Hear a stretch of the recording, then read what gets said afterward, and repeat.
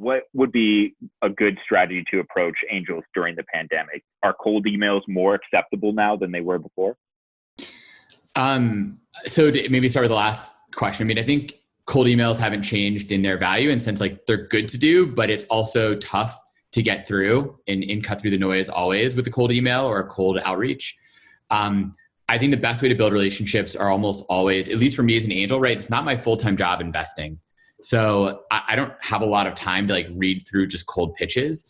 So generally speaking, I want to get an introduction from someone I trust who can really say, hey, look, this person's really, really good and fantastic, and you should definitely talk with them. And I almost always take those calls.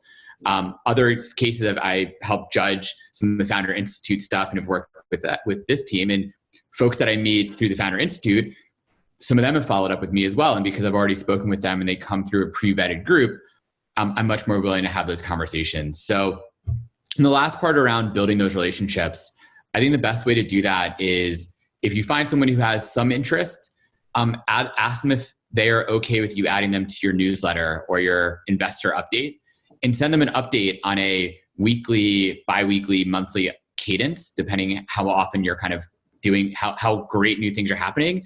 And they'll probably read them, right? It's low cost. They can read them, not have to respond. And the moment you say, hey, look, we're crushing it. Here are our metrics. You've seen this for the past 2 months. By the way, we're doing our raise and we've already raised 50% of our money. I bet a lot of people will say, hey, let's have a conversation. What about you, Irina? Well, Golden Seeds has a process for this, and we digitized it very quickly as soon as we realized we're not going to be able to see each other and our founders, our potential companies in person. So we hold office hours in our New York office, our Silicon Valley, Bay Area office, and our Arizona office, I think, and maybe a few others. And our office hours used to be in person, and we very quickly just made them via, Zoom or some other digital way. And, if you cold call me, I will send you to office hours. So it's not really going to help. And the way the office hours work is there's about 3 or 4 of us who will meet with the people who come to them for half an hour to discuss anything you want. We can talk about the weather if you want, but if you'd like, we can talk about your pitch or your company. And during that time, we will advise you at which stage you should come to us for investing, to pitch to us. And all of that is now online, and we haven't skipped a beat.